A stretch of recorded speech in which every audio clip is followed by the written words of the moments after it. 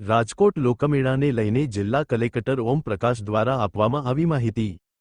આજની તારીખમાં 24 સ્ટોલ બાકી છે। બાકી સ્ટોલનું વેચાણ થયું છે। બાકીના દરેક ટેન્ડર પૂર્ણ થઈ ગયા છે। દરેક એજન્સીએ કામ શરૂ કરી દીધું છે।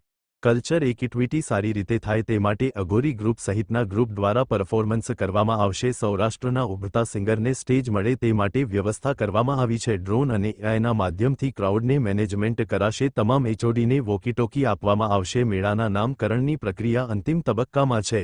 અહેવાલ સંજય પોપટ। જણાવતા હર્ષ થાય કે આ વર્ષે પણ જે આપણે 14 થી 18 તારીખ સુધીમાં જે સૌરાષ્ટ્રનો મુખ્ય લોકમેળો જે કહેવાય છે, આ લોકમેળાનો તૈયારીઓ મોટા ભાગે અંતિમ સ્તર સુધી પહોંચી ગઈ છે।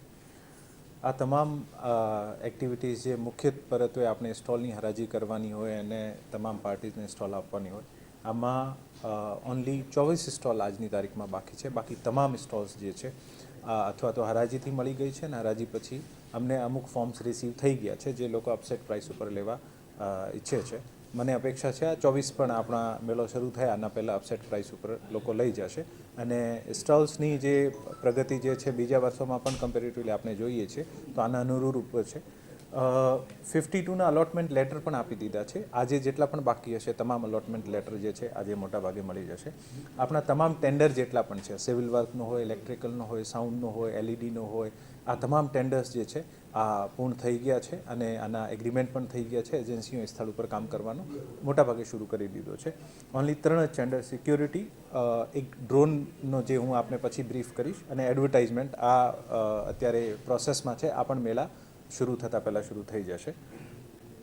આપણે આ મેળામાં કલ્ચરલ એક્ટિવિટીઝ જે છે આ ખૂબ સારી રીતે થાય અને રાજકોટના અને જ્યાં મેળામાં આવતા હોય તમામ જે આપણા મેળામાં આવતા હોય આને એક ખૂબ સારો એન્ટરટેનમેન્ટનું માધ્યમ મળે આને માટે તારીખ 14 અઘોરી ગ્રુપ, 15 તારીખે અલ્પાબેન પટેલ, 16 તારીખે રાજુ જાદવ ગ્રુપ, 17 તારીખે રાજદાન ગઢવીનો ગ્રુપ અને 18મી તારીખે અનુરોધ અહીરનો ગ્રુપ, આની સાથે સાથે 34 જેવા આને સાથે રાખીને 34 જેવા કલ્ચરલ આઇટમ્સ જે હશે આ નામચીન કલાકારો દ્વારા પ્રસ્તુત કરવામાં આવશે। આમાં ડાન્સ છે, ડ્રામા છે, ફોક ડાન્સ છે, ક્લાસિકલ ડાન્સ છે, મ્યુઝિક છે, આ તમામ એક્ટિવિટીઝ છે।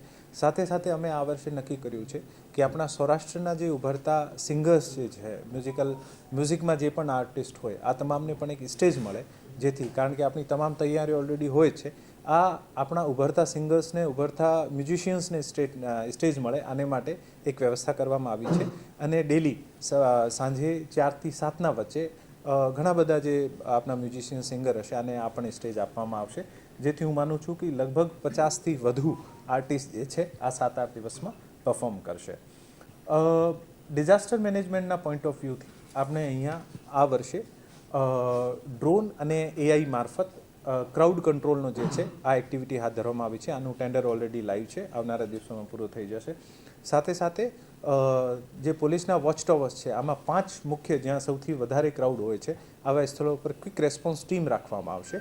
આ ક્વિક રેસ્પોન્સ ટીમમાં એસડીઆરએફ અથવા એનડીઆરએફ, હેલ્થના માણસો, ફાયરના માણસો અને પોલીસના જવાનો હશે, જેથી ક્રાઉડ મેનેજમેન્ટના ભાગરૂપે જ્યારે ટાવર પરથી કોઈ પણ સૂચના મળે અથવા બીજી રીતે આપણને સૂચના મળે તો આપણી ટીમ ઝડપથી ત્યાં સ્થળ ઉપર પહોંચીને કોઈ પણ ઇસ્યુઝ બનતો હોય તો આનું નિરાકરણ કરી શકશે।